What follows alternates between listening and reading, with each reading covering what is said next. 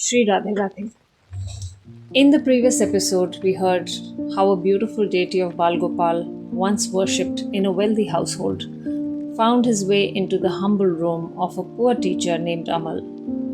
Amal was not a devotee. In fact, he was not even certain whether God existed. Yet, he could not bear to see Bal Gopal lying abandoned in a garbage bin, and so he brought him home.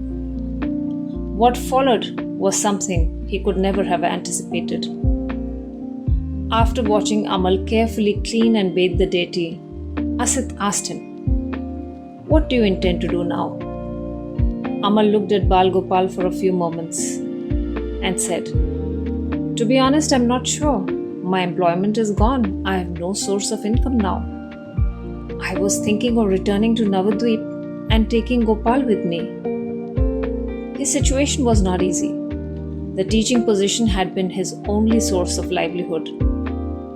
His widowed mother depended entirely on him, and jobs were not easy to find.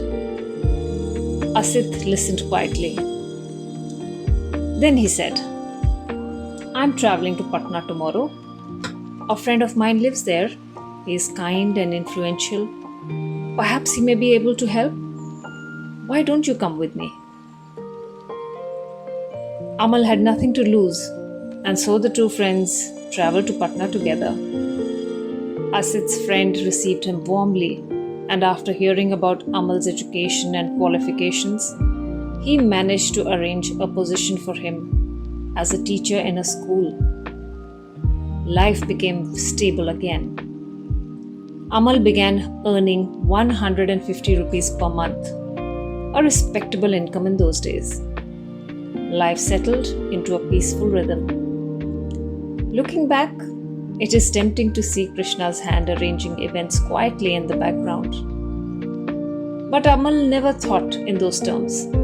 As far as he was concerned, he had simply been fortunate enough to meet good people. Several months later, Asit came to visit him. The two friends spent many hours talking. Eventually, Asit glanced towards Bal Gopal and smiled. "And how is he, Amal?" Amal looked at the deity. A softness came over his face.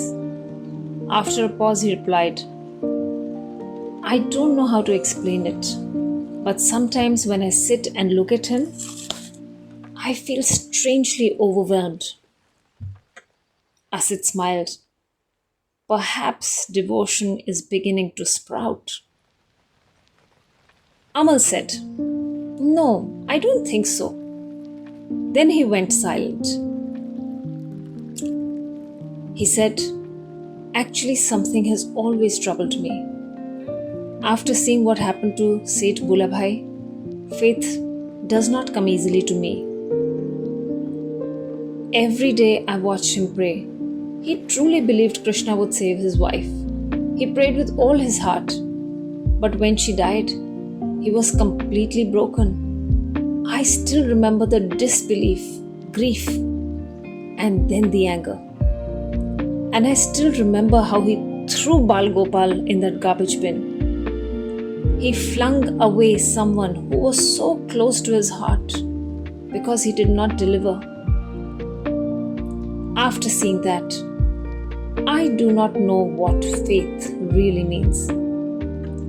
There was no criticism in his voice, no judgment, only the honest confusion of a thoughtful man trying to understand something beyond him. Asit remained silent for a few moments.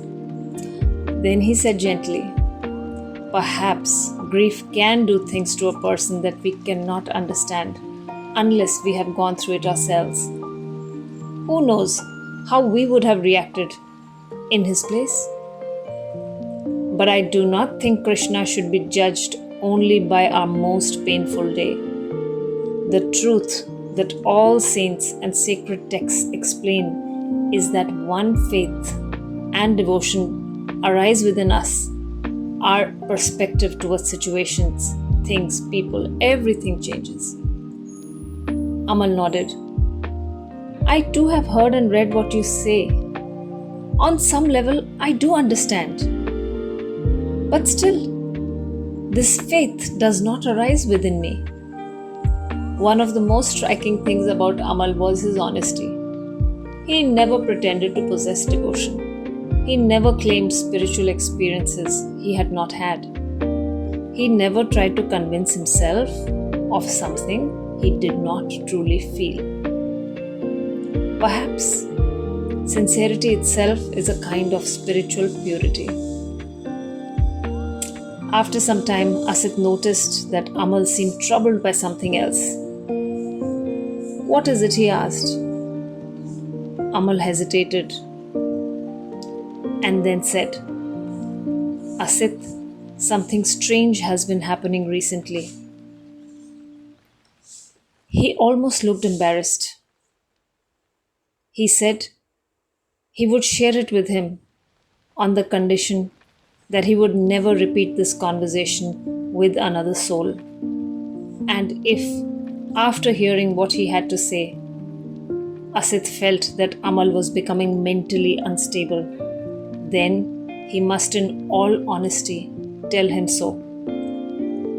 Asit agreed, and then Amal shared his story. "Sometimes when I sit before Gopal, it feels as though he is smiling at me." Now Asit was utterly alert. The devotee in him became excited. Amal continued, "I know how that sounds. I too thought it was my imagination and tried hard to ignore it. But then his expression changed. A sadness appeared in his eyes. "But just a few days ago, Asit, I received news from Navadvip. You know, my mother had only one wish. She wanted to visit Vrindavan once before she died. She wrote to me about it often, pleading me to keep this in mind. It was her dearest desire to visit the place of Krishna, the bhumi that is alive with his leelas, to roll in the Vrindavan dust and experience its divine magic at least once in her lifetime. It seemed like there is nothing else really that she wanted. I wasn't financially stable previously, but when I got this teaching position, I thought, at last, I would be able to fulfill that wish. I decided to save more money for the journey by tutoring students in my free time. But before any of that could happen, the letter arrived from Navadvip. My mother was no more. According to the letter, a small abandoned child suffering from cholera was found by the roadside. My mother's heart melted, while none other was willing to touch the child for fear of contracting the disease. She could not help herself. Overcome with motherly compassion, she brought him home and began to nurse him with love. Eventually, the child recovered, but in the process, she contracted cholera, and shortly afterwards, she passed away. What a joke! For some time, neither man spoke. The silence seemed more appropriate than words. Finally, Amal said, "What troubled me was this. My mother was helping someone, a child that everyone else had abandoned. The child survived. My mother did not. If there was indeed a God, would he have done something like this to one who displayed so much compassion and selflessness?" I couldn't make sense of it. His voice was soft and there was no anger in it, only slight bewilderment. On reading the letter that night, Amal wept for hours. Again and again, thoughts of his mother returned. How unfair her death was, and how, as a son, he had been unable to fulfill her only major wish in time. He was falling into a never-ending well of unbearable pain and regret. Eventually, exhausted by grief, he drifted into a state somewhere between sleep and wakefulness. And then something happened. He began to hear the sound of a flute. At first, it was faint, then clearer. The melody was unlike anything he had ever heard. Soothing, beautiful, and enchanting, filled with a tenderness that seemed to reach directly into the heart. At first, he thought the sound was coming from outside his room, but gradually it seemed to be coming from Bal Gopal himself. The logical part of his brain protested and made him inspect. But well, then there was no doubt. The source of that divine melody was none other than Bal Gopal himself. Even while recounting the experience, Amal shook his head. I really did not know what to think, Asit, he said. First, I had imagined him smiling at me, and now I could hear him play a flute. I suspected I was going insane. But then something even stranger occurred. As the melody continued to mesmerize me, the crushing weight of grief slowly began to lift. My mother was still gone. The questions had not disappeared. Yet, a deep calmness entered my heart. I felt a healing so complete that there was space for nothing else other than a peaceful stillness. It seems peace reaches places that answers never can. By the time Brahma Muhurta arrived, he was no longer grief-stricken. Looking at Asit, he said quietly, I don't know whether it was real, but after hearing that flute, something did shift within me. Asit listened silently. Some experiences are too delicate to analyze. They can only be received with reverence. After a long pause, Asit spoke. I don't know exactly what happened that night, but I do know this.